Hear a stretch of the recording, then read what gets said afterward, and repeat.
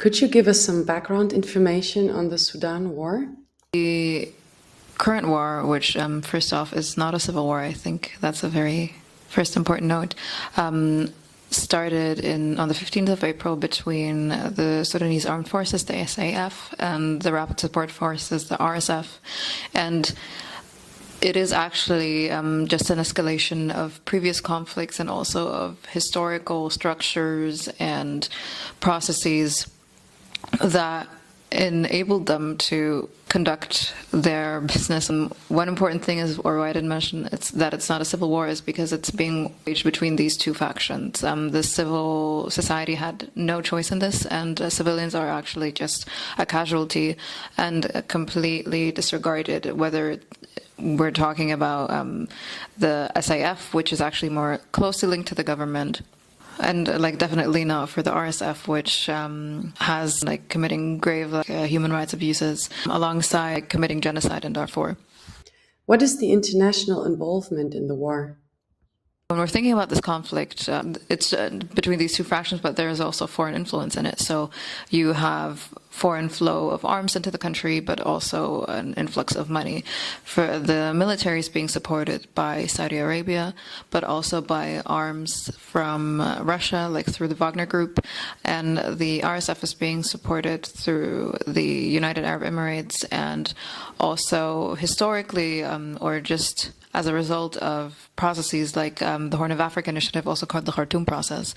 And when we're thinking about this conflict, or generally other conflicts that are regional, they're not untethered to policy decisions, but also to developments in the global north.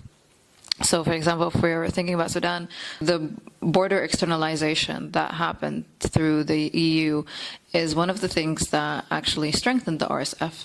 It was strengthened through a mismanagement of money, and this money that was supposed to be used for border control to also flow into the arms of this militia and also the military, which have been committing human rights abuses and will ensure that your border patrol happens, but at the cost to whom? I just want to add something, because that is also, this war is an agency war, because they're taking this war is, as she said, that is not a new war.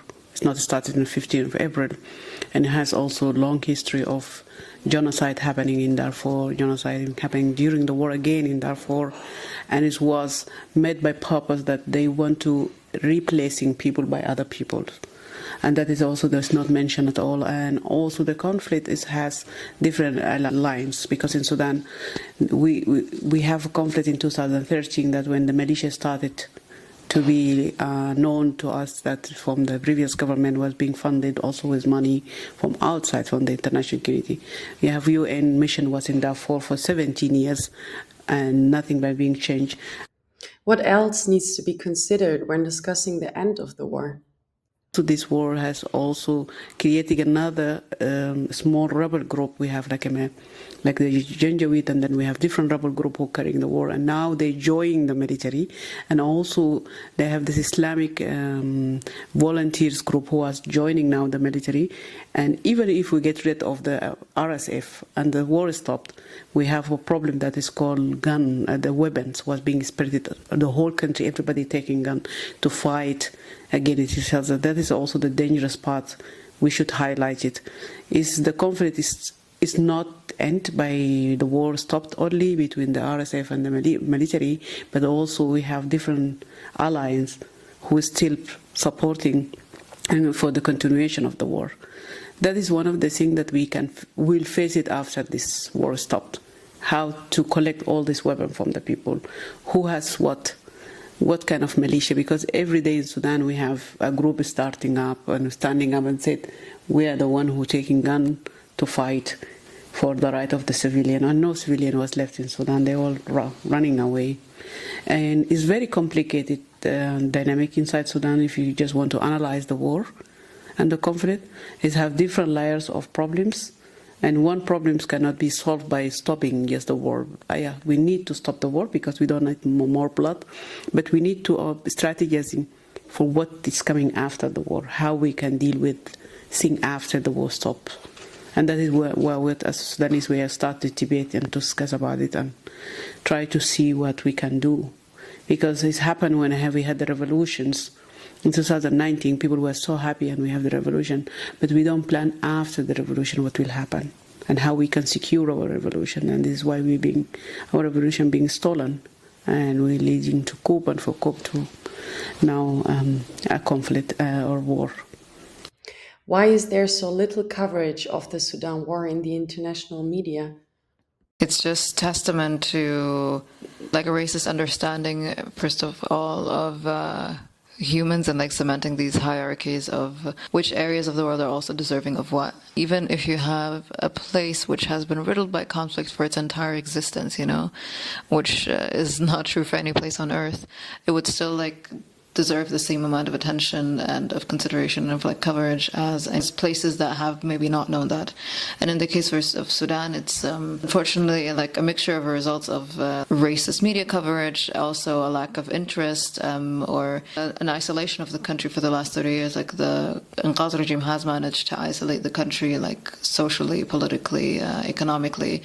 One recommendation is maybe also if people are struggling with getting these stories out because of how editors are assuming things or because of the structures they're met, that's like even more of a reason to like push back, because there is no other way that these narratives will change, and it's completely unjust towards these people and their suffering, but also the history and like all that is currently at stake and that has been lost and that is still like at danger of being lost to us forever. You are both members of the Bana Group for Peace and Development, a Sudanese feminist NGO seeking to create an environment that supports women. Can you explain what peace means to the Bana Group and what steps need to be taken to build peace? Yeah, peace building for us, and as Bana, we are focusing the community, building community, working with the community, supporting the community, especially the community that they have less voices and their voices not being heard. And also peace for us is like a minimum wish for any human being to have peace. Peace is justice. We need a justice. We need freedom, freedom of speech, movement. We need security. If you ask me what peace for me is, these three pillars. If this sleep has been filled full and powerful, I think we live a better life. We reach this with working together, united, solidarity, networking, and that is what we're doing in Bana now with other organizations inside Sudan and outside Sudan. We try to use the concept of nonviolence to avoid ourselves to be in a violence situations and trying to maintain the methodology of nonviolence. We are believing in nonviolence. We are believing that this alternative violence, it could be that is people to have a safe space to speak about what they need, and also carrying this together, not having leadership, because the power over other people also can be a kind of problem that we need to avoid it.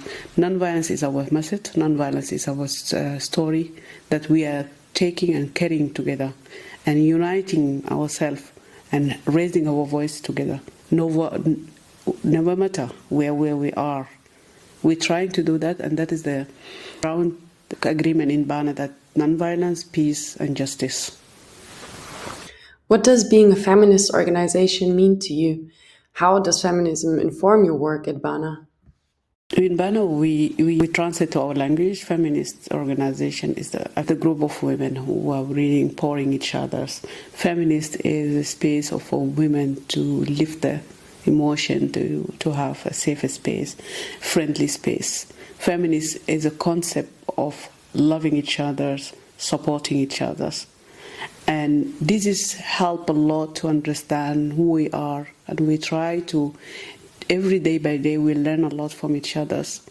And that is what's missing in Sudan, because they don't have any space to express their feeling. For us, word feminist, it is a term that people sometimes confuse about it, because they said it's a European word, like a concept.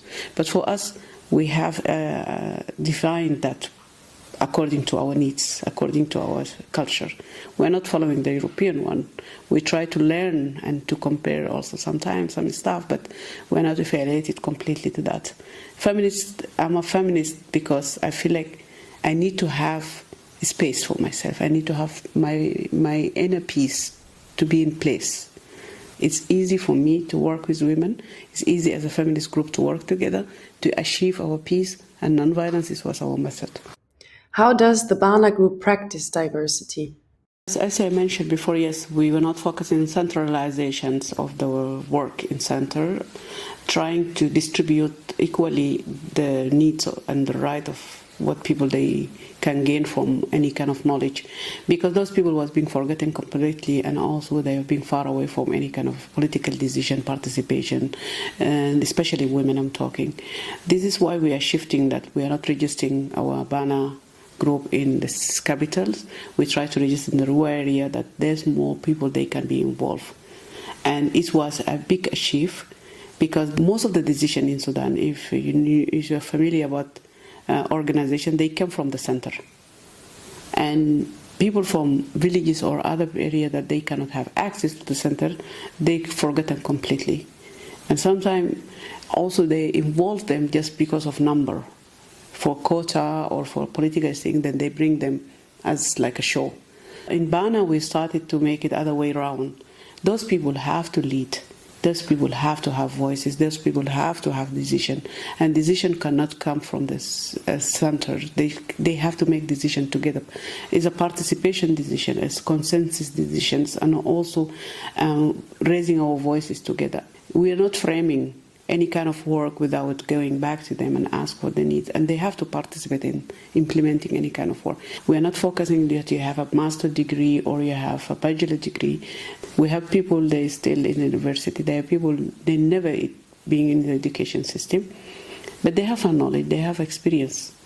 And we try to mix this group and make the diversity more visible, that people, they have chance also to work together, to learn from each other. And also the ethnicity issues, religions issue, gender issue. We are open and with respect to those people, and then we try not to be strict, rather than having a ground together, building a ground to stand together and to lift ourselves together. Thank you. Thank you. Summarized beautifully.